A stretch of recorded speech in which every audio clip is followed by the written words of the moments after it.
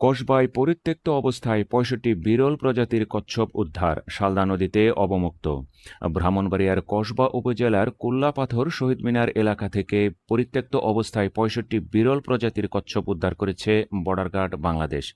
মঙ্গলবার গোপন সংবাদের ভিত্তিতে ৬০ বিজিপির জেসিও ৬,৬৬৬ সুবেদার মাসুদের নেতৃত্বে পরিচালিত একটি বিশেষ টহল দল অভিযান চালিয়ে এসব কচ্ছপ উদ্ধার করে।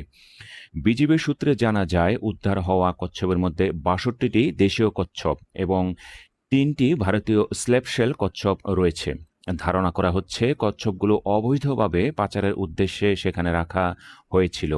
তবে অভিযানের সময় কাউকে আটক করা সম্ভব হয়নি।